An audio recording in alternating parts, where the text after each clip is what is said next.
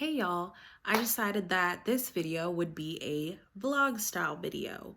So I just got home from work. It's about 4:15, 4:30, and I've got a couple things that I need to do.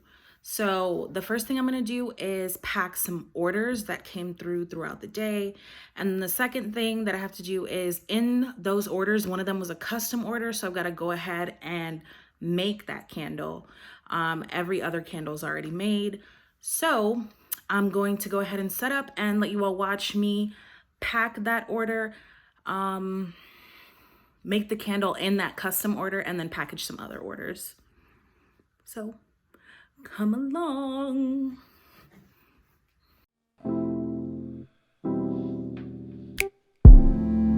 Okay, so the first thing I'm gonna do is kind of organize the table because it's pretty messy.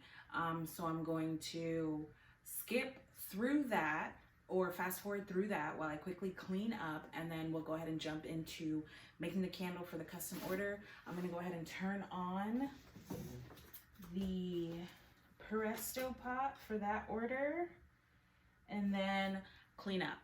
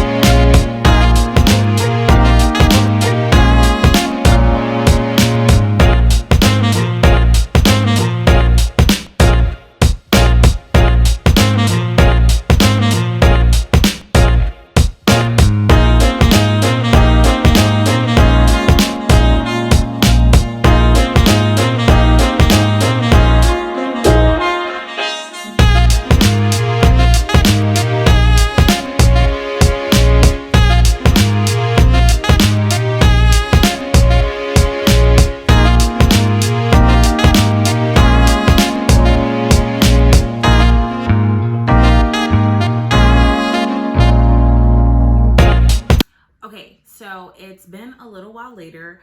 The wax is completely warmed up. Let me go ahead and move that out of the way. Put this on the shelf. Wax is completely warmed up. So we are making a 24-ounce candle in the scent Plant Lady, is what the custom order requested. So we're gonna go ahead and weigh out 22 ounces of wax because they use 10% fragrance oil. Go ahead and turn that on. Open that. Just move it over.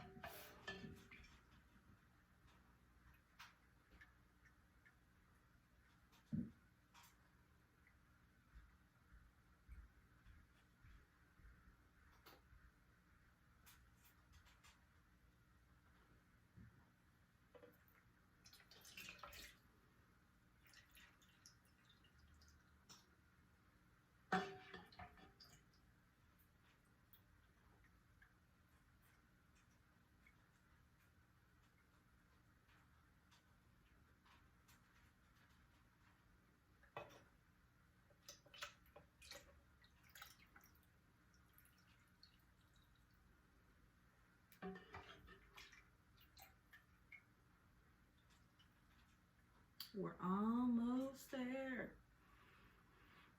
We're almost there. Living on a prayer. All right, we need about 8 more ounces.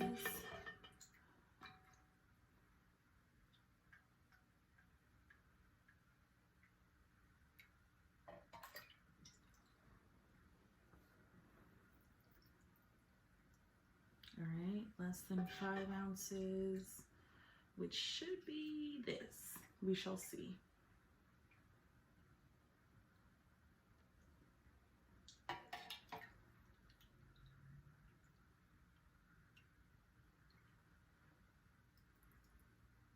$21.62.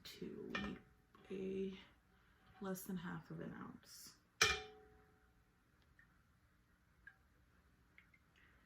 Let's see how close we can get.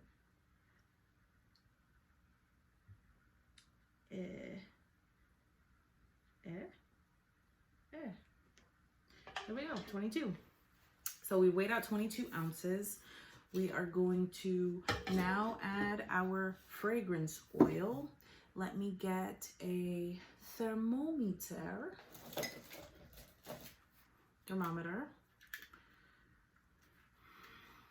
Place that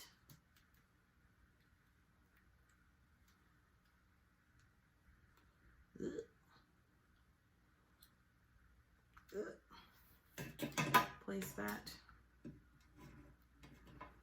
bad boy in there. Ooh, it is around 183. I add fragrance at about 160, so we're gonna wait until it gets down to 160. So I will see you back when that happens. So the wax hasn't quite cooled down to the point where we need it. We're gonna give it about 5 more degrees, but I'm gonna assemble a box for one of the orders that I have to ship out today. This is probably the easiest one because of the simple fact that she wanted all random candles. Love that for me.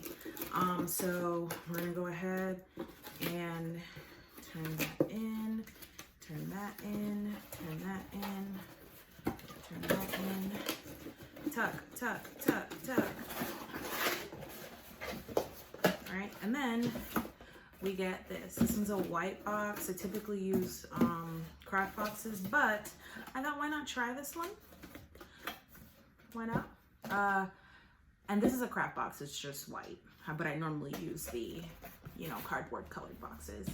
And because she wanted random, I'm just going to pick out 3 of the most popular scents, I guess, and then give them to her to try. Let's see, we can do rosemary, we can do long night, and probably a spring scent that's extremely popular right now, which is sweet peach. Or you know what? Let's do Fly Away. Fly Away is a really fun one. And I love when people decide to do random because it really lets me mix and match the scents. Because Long Night is more like earthy, outdoorsy. Rosemary is like a flower scent with some like sweet, but not like super strong sweet undertones. And then Fly Away is almost tropical. It's a smell that really reminds me of Jamaica, where my parents are from, and that's why I created this one. It also has lemongrass and citronella in it, which are essential oils that help with stress and anxiety, and of course keeping mosquitoes away. So it's getting to be that time of year. This has gotten down to a temperature that we need it. Let's go ahead and rest these in the box over here. So this gets 2 ounces. 2 ounces of fragrance oil. I realize you all can't see my head, but I promise it's still there.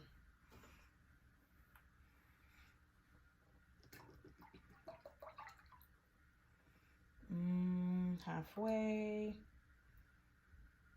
Almost. Oh, perfect. That was actually really lucky. This bottle is a little bigger than I normally pour from, but I figured, why not test my skills? So before the camera cut off, the temperature was at, the weight was actually 1.97, but we're not gonna push our luck. We're not gonna push our luck. All right, so we're stirring.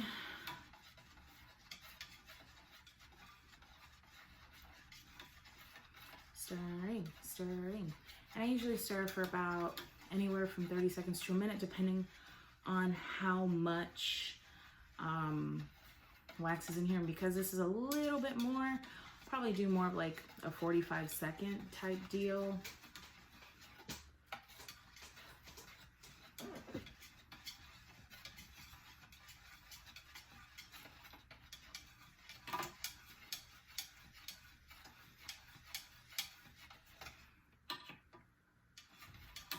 All right, so now that we've stirred, and I stir with chopsticks because they're wooden, and I like to keep things fairly natural as I can anyway. All right, so now that that's stirred, let's go ahead and I keep a rag on this seat just so I can wipe everything off and that it's also not in the way. So we're gonna move this out of the way, let it cool down all the way down to where we need it, which is 100 degrees. That won't happen for another maybe 20 minutes or so. So I will catch you back when that's done cooling. I'm gonna grab the supplies to package up this order, and I'll see you back in a second. Okay, so here I started packaging an order while we were waiting for the wax to cool. I'm showing you that I lined the bottom of the box with bubble wrap. That was recycled bubble wrap from a previous order, and so is this orange wrap. I thought it'd be really cool to include orange wrap in this package, so all of the candles are getting wrapped in this orange wrap. I'm cutting it into strips because there will be 3 random candles. So you'll see that I cut 4 strips, but I'm only going to be putting 3 in this order. And then the 4th one I'll put back into my recycling bin to use for another future order. If I ever use bubble wrap in an order, it's because I receive it in a package and I just tried to keep putting it to use. So here I am wrapping up those candles. I try to cover each side, make sure all sides are protected with bubble wrap, and then I tuck it into the corner. And then here I'm getting ready to wrap another one, and I just wrap them all the same. I just make sure the bubble wrap touches the all sides of the candle and then meets on the finishing side, just to make sure it has that added layer of protection.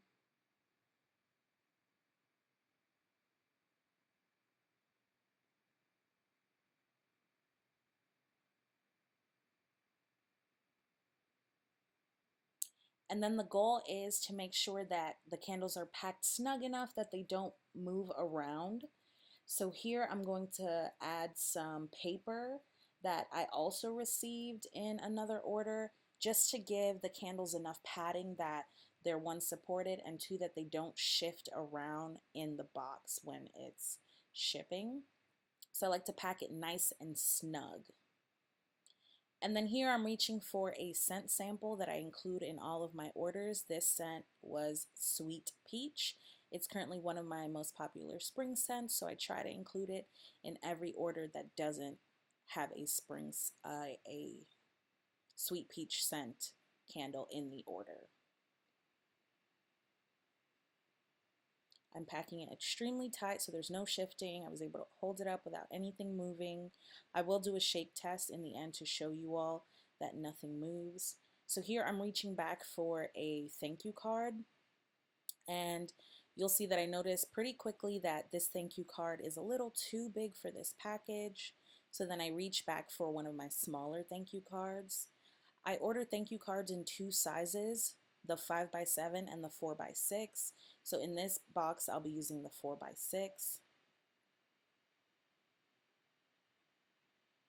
And here I'm reaching for my Candle Care stickers.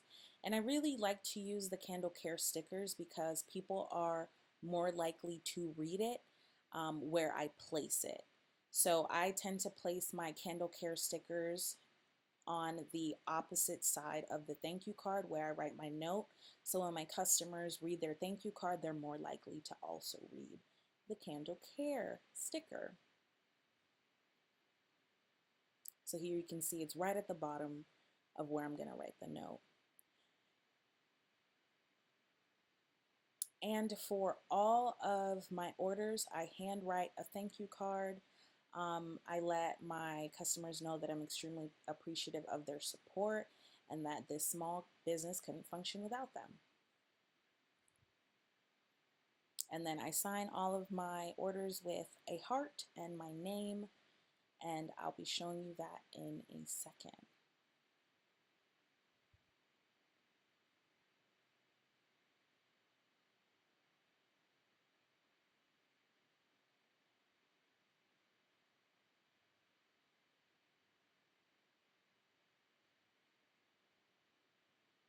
There it is. Thank you, Dina, for this order. And then I go ahead and place that on top. Okay, so here I changed the angle so you can get a better look. I am tucking the flap in really snug, and here I show you the side, and then I do my shake test just so I know for sure that everything is packed tight. So here I'm now cleaning a jar for the 24-ounce candle. I'm using alcohol. It's good to use anything more than 70% just to make sure it's extremely drying to the jar. Um, I typically reuse any and all the napkins that I use to wipe out jars just so I'm not wasting. So you see me here getting it really wet. And then I typically use a chopstick to clean out the bottom. You'll see me shake my head or laugh or smile because I'm watching Criminal Minds as usual. So I wipe it around a couple times, and then I pull the paper up the sides just to make sure every side of the jar gets coated with the alcohol, just to make sure everything is really sanitized and clean. Because the wax is white, you don't want to see any specks of anything in the jar, because then like the customer will see blemishes in the candle, and we don't want that. I also tend to wipe anything on the outside of the jar just to make sure that when I label it a little bit later that it'll stick well, because sometimes the moisture that's on the outside of the jar can cause issues with the sticker adhesion when it's time to label. So then the next step is preparing the wick. So I'm looking at the bottom, everything looks good. I wipe off the bottom, that's where the warning label is going to go. And then I take a good look, everything looks clear. So now it's time to place the wick. I use a hollowed out pen to place the wick.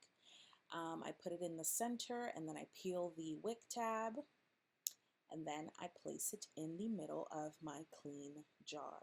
It typically helps to take the jar away from the table to place it, and then once you have it in the jar, you can put the jar back down. I typically look at the bottom to see that it's perfectly centered. Boom, did a really good job. And now it's time for me to center the wick so I can then pour the wax. Here I add the warning label just so it's something that I don't have to do in the future. If I get it done now, it's one less thing that I have the potential of forgetting when it's time to label and package up this candle. So because this wick is a little bit shorter, I would typically use the 10-inch wicks for these jars, but I didn't have any more in the size that I needed, so I went ahead and used a shorter wick. I'm going to use a clip to hold the wick bar in place. Okay, so here I am now pouring the wax because it's gotten down to the right temperature. If you look closely, you'll see that I had to use a clip and a wick bar to hold the wick in place because it wasn't quite long enough to use the bar alone. I do a really slow pour until it gets all the way to the top, and then it gets nice and full, and then that's the 24-ounce candle. I check that everything looks good, and it seems that it looks great. I go ahead and make sure the wick is perfectly centered because we like a perfectly centered wick, and everything looks great. Thank y'all so much for watching. This is the end of the vlog. You see me here getting a couple thumbnails for the video. Thank you for sticking around, and I will catch you all in the next one. Have a great rest of your day. Thanks.